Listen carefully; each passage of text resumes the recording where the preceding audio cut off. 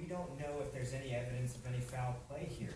So there's nothing to look at. I don't know if you've seen this report from the crime lab that shows all of this. Out to you, Evangeline Gomez, let's just get right down to it. You've got Linda Monjack, who may have inherited from her son, but she is saying, and has said all along, that she thought their death was suspicious. And she's happy that this action is being taken. That's not the demeanor of someone who's got something to hide. She's got nothing to hide. She's joining us tonight. So where do we go from here? Well, you would think that what could happen next is the Los Angeles County Coroner's Office would want to reopen the investigation. Exactly. But is that going to happen? Do they think that this hair sample is enough for them to expend resources and to reopen the investigation? So where does that put the parents? You know, I think you're right. With me is Linda Monjack, the mother of Brittney Murphy's husband, Simon. Linda, thank you for being with us. Do you support the reopening of this investigation? Most definitely. Something happened in that house, and we need to know what it is. You stated that you observed Simon seemed to be getting frailer and more frail, and he seemed not to be doing very well leading up to his death. Did he believe he had pneumonia? He had terrible dreams where he was absolutely in real time with things eating him. He was in a terrible state.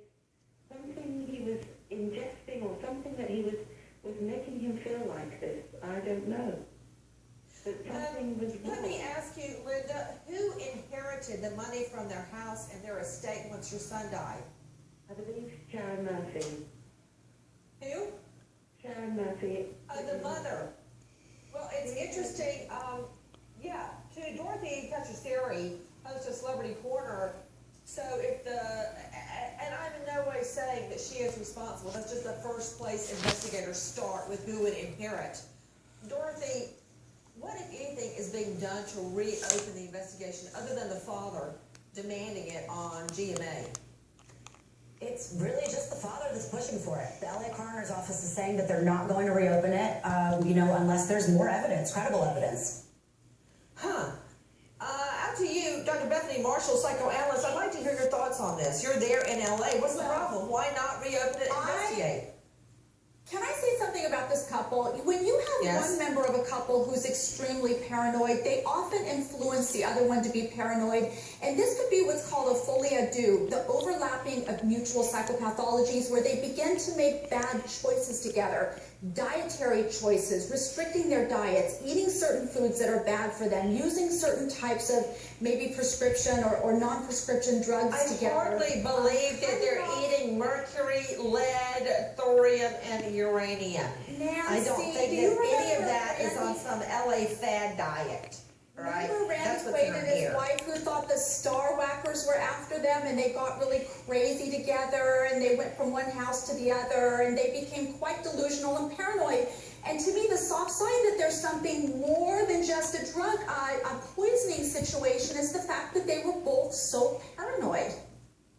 Out to Dr. Joshua Perper. Dr. Perper, wouldn't they have been tested for toxicology at the time of Brittney Murphy's initial autopsy? Yes, they were. And I think in this case, somehow, the carriage is put in front of the horses. What happened in this particular case is that the autopsy clearly revealed evidence of severe pneumonia due to Staph aureus. That's a bacteria which causes severe pneumonia. But pneumonia is not a primary cause of death in a young person. It's a complication. The question is, was she sick? The answer, yes, and there are some diseases which are difficult to explain. She was severely anemic. At the hospital, her blood was 80% below normal. She had 3 grams of hemoglobin instead of 15 grams of hemoglobin. She had severe thrombocytopenia, decrease in the thrombocytes, which precipitates bleeding. There was no evidence of bleeding. She had some evidence of bleeding from heavy menses. So it's not clear exactly what happened. Now, the toxicology showed oxycodone in toxic amounts, and in addition to that, it showed antidepressant drugs. So it's a very complicated situation. The thing which makes it more difficult, Everyone with me, Dr. Joshua Perper weighing in on the cause of death of superstar Brittney Murphy. When we come back, a suburban soccer mom running a secret meth lab?